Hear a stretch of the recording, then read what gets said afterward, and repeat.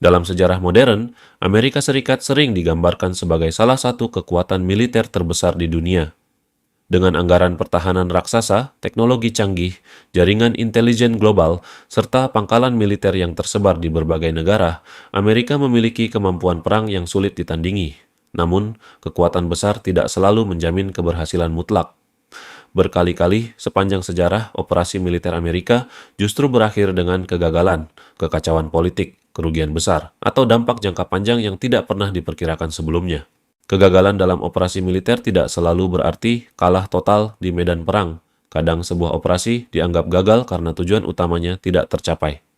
Ada pula operasi yang berhasil secara teknis tetapi menimbulkan dampak politik dan kemanusiaan yang sangat buruk. Beberapa operasi bahkan menjadi simbol kesalahan perhitungan, arogan strategi, dan lemahnya pemahaman terhadap kondisi lokal. Berikut adalah operasi militer Amerika Serikat yang paling sering dianggap sebagai kegagalan besar dalam sejarah modern.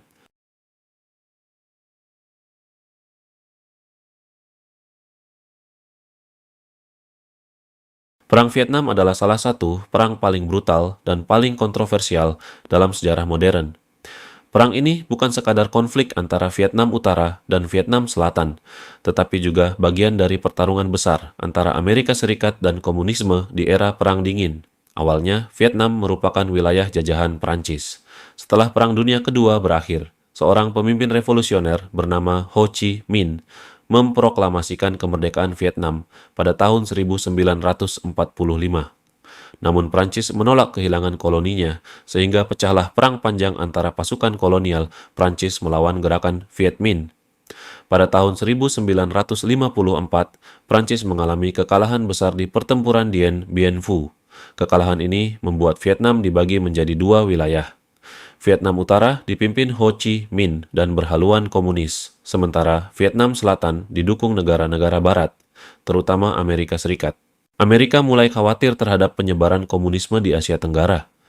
Mereka percaya jika Vietnam jatuh ke komunisme, negara-negara lain akan ikut jatuh seperti efek domino. Karena itulah Amerika mulai mengirim bantuan militer dan penasihat ke Vietnam Selatan. Namun situasi semakin kacau. Di Vietnam Selatan muncul kelompok gerilya komunis bernama Viet Cong. Mereka menggunakan taktik perang gerilya, bersembunyi di hutan, menyerang mendadak, lalu menghilang di antara warga sipil.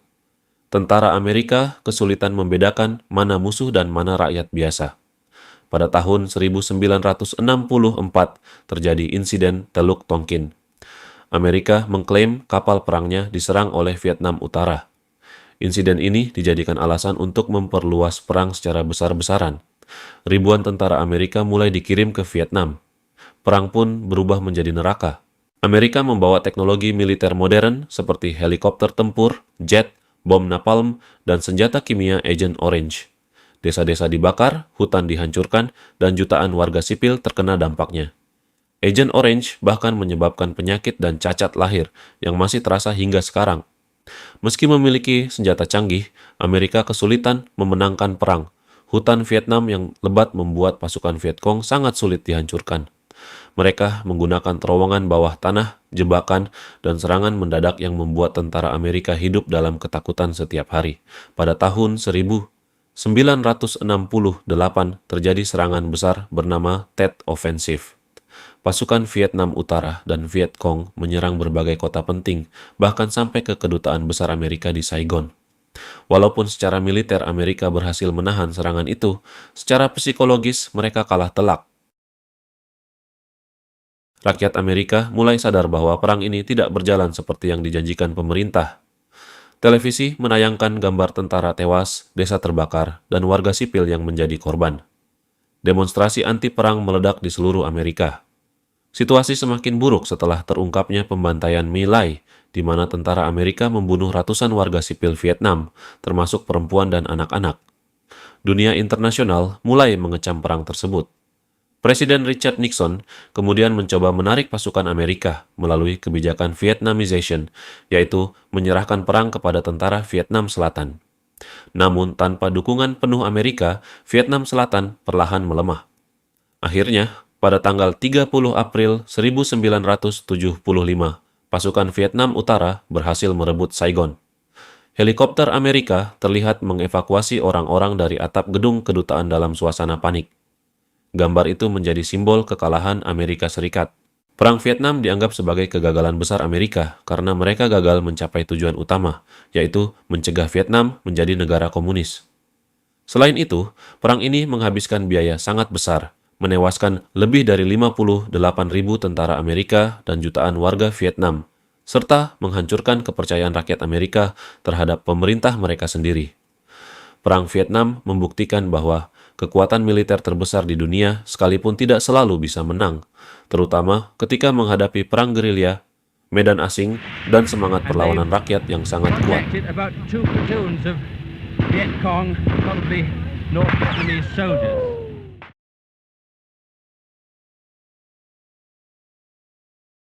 Pada tahun 1980, Amerika Serikat melancarkan sebuah operasi militer rahasia yang sangat berani untuk menyelamatkan puluhan sandera di Iran. Operasi itu bernama Operation Eagle Claw. Namun, alih-alih menjadi aksi heroik, operasi ini justru berubah menjadi salah satu kegagalan militer paling memalukan dalam sejarah Amerika. Semuanya bermula dari Revolusi Iran tahun 1979. Saat itu, rakyat Iran menggulingkan Shah Muhammad Reza Pahlavi, penguasa yang selama bertahun-tahun didukung penuh oleh Amerika Serikat. Revolusi dipimpin oleh Ayatollah Ruhollah Khomeini, yang kemudian mendirikan Republik Islam Iran. Hubungan Iran dan Amerika pun langsung memburuk. Pada tanggal 4 November 1979, sekelompok mahasiswa revolusioner Iran menyerbu kedutaan besar Amerika Serikat di Teheran. Mereka marah karena Amerika menerima Shah Pahlavi yang sedang sakit untuk berobat di Amerika Serikat. Para demonstran menuduh Amerika sedang berusaha mengembalikan Pahlavi ke kekuasaan. Kedutaan berhasil direbut dan puluhan warga Amerika disandera. Sebanyak 52 sandera kemudian ditahan selama berbulan-bulan. Amerika dipermalukan di depan dunia. Presiden Jimmy Carter berada di bawah tekanan besar. Negosiasi tidak berhasil, ancaman juga tidak mempan. Akhirnya Carter menyetujui sebuah misi penyelamatan rahasia yang sangat kompleks, Operation Eagle Claw. Rencana operasi ini sangat ambisius. Pasukan elit Delta Force akan diterbangkan diam-diam ke Iran menggunakan pesawat C-130. Pada saat yang sama, 8 helikopter RH-50 3 Desi Stallion akan terbang dari kapal induk USS Nimitz menuju sebuah titik rahasia di gurun Iran yang diberi nama Desert One. Di titik itu, seluruh pasukan akan bertemu. Setelah mengisi bahan bakar, pasukan Delta Force akan bergerak mendekati Teheran dan bersembunyi selama 1 hari. Malam berikutnya, mereka akan menyerbu kedutaan Amerika, membebaskan para sandera, lalu mengevakuasi semuanya keluar dari Iran menggunakan helikopter dan pesawat. Rencana itu terdengar seperti film Hollywood. Namun, pada malam 24 April 1980, semuanya mulai berantakan. Pesawat C-130 berhasil mendarat di Desert One, tetapi helikopter yang datang dari kapal induk mulai menghadapi masalah besar. Di tengah perjalanan, mereka dihantam badai pasir raksasa khas gurun Iran. Jarak pandang menjadi hampir nol. Formasi helikopter kacau, instrumen terganggu, satu helikopter rusak dan kembali ke kapal induk. Helikopter kedua mengalami kerusakan di tengah perjalanan. Ketika helikopter yang tersisa akhirnya tiba di Desert One, satu lagi ternyata mengalami kerusakan hidrolik serius. Operasi membutuhkan minimal 6 helikopter untuk berjalan, tetapi kini hanya 5 yang bisa digunakan. Artinya, misi gagal. Komandan operasi akhirnya memutuskan untuk membatalkan seluruh misi dan menarik pasukan keluar dari Iran. Namun, tragedi terbesar justru terjadi saat proses mundur. Dalam kondisi gelap dan dipenuhi debu gurun, sebuah helikopter mencoba berpindah posisi untuk mengisi bahan bakar. Pilot kehilangan orientasi dan rotor helikopter menghantam pesawat C-130 yang penuh bahan bakar. Ledakan besar langsung mengguncang Desert One. Api raksasa membakar gurun malam Iran. 8 tentara Amerika tewas dalam insiden itu. Beberapa terbakar hidup-hidup sebelum sempat menyelamatkan diri. Pasukan yang tersisa panik dan segera melarikan diri menggunakan pesawat yang masih bisa terbang. Mereka meninggalkan helikopter, dokumen rahasia, perlengkapan militer, bahkan jasad rekan mereka sendiri di gurun Iran. Keesokan harinya, dunia menyaksikan bangkai helikopter Amerika yang hangus melalui siaran televisi Iran. Operation Eagle Claw resmi menjadi bencana. Tidak ada satupun sandera yang berhasil diselamatkan. Amerika kehilangan tentara tanpa pernah mencapai target utama mereka. Para sandera akhirnya baru dibebaskan pada Januari 1980, satu setelah ditahan selama 444 hari. Hingga hari ini, Operation Eagle Claw tetap dikenang sebagai bukti bahwa bahkan negara superpower sekalipun bisa gagal total hanya karena satu operasi yang kacau di tengah gurun.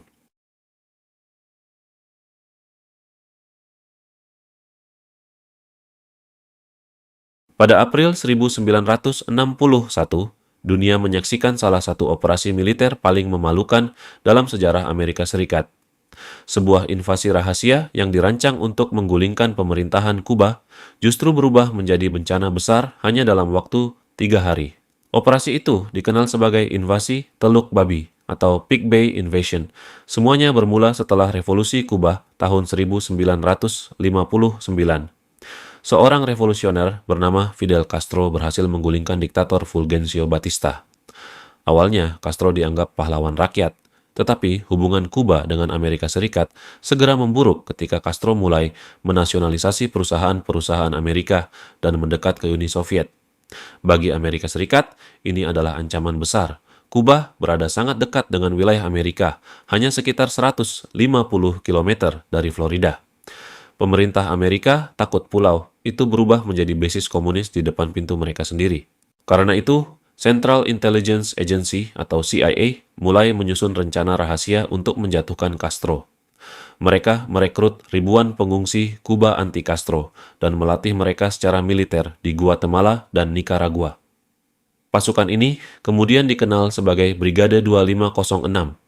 Rencananya sederhana namun berbahaya. Pasukan Brigade 2506 akan mendarat di Kuba, memicu pemberontakan rakyat, lalu menggulingkan Fidel Castro dari kekuasaan. Masalahnya, seluruh rencana itu dibangun di atas asumsi yang salah.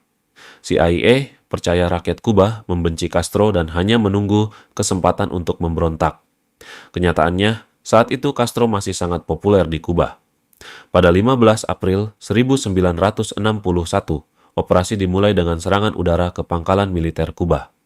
Amerika berharap serangan itu menghancurkan angkatan udara Kuba sebelum invasi utama dilakukan.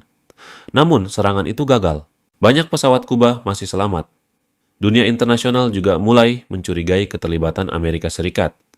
Presiden John F. Kennedy yang baru menjabat panik jika operasi ini terlihat terlalu terang-terangan. Akibatnya, ia membatalkan serangan udara lanjutan yang sebenarnya sangat penting. 2 hari kemudian, tepat pada 17 April 1961, sekitar 1.400 pasukan Brigade 2, 506 Amerika mendarat di kawasan Teluk Babi, Kuba Selatan. Tetapi sejak awal semuanya berjalan buruk. Lokasi pendaratan ternyata berupa daerah rawa yang sulit dilalui. Unsur kejutan juga hilang karena pemerintah Kuba sudah mengetahui ancaman invasi sebelumnya. Yang paling fatal, Angkatan Udara Kuba ternyata masih aktif. Pesawat tempur Kuba segera menyerang kapal logistik pasukan invasi. Banyak suplai amunisi dan bahan bakar tenggelam sebelum sampai ke pantai. Brigade 2506 mulai terisolasi dan kehabisan perlengkapan. Sementara itu, Fidel Castro bergerak sangat cepat. Ia muncul di radio nasional dan menyerukan rakyat Kuba untuk mempertahankan revolusi dari serangan Amerika. Inilah titik balik operasi tersebut. Alih-alih memberontak melawan Castro, rakyat Kuba justru mendukung pemerintah mereka. Ribuan tentara dan milisi Kuba bergerak menuju Teluk Babi untuk menghancurkan pasukan invasi. Tank, artileri, dan serangan udara Kuba perlahan menghancurkan Brigade 2506. Pasukan invasi menunggu bantuan militer Amerika yang tidak pernah benar-benar datang. Kennedy menolak mengirim dukungan penuh karena takut perang terbuka dengan Uni Soviet. Akhirnya, pada 19 April 1961, operasi resmi berakhir dengan kekalahan total. Lebih dari 100 pasukan invasi tewas dan sekitar 1.200 lainnya ditangkap pemerintah Kuba. Invasi Teluk Babi langsung dianggap sebagai kegagalan besar Amerika Serikat.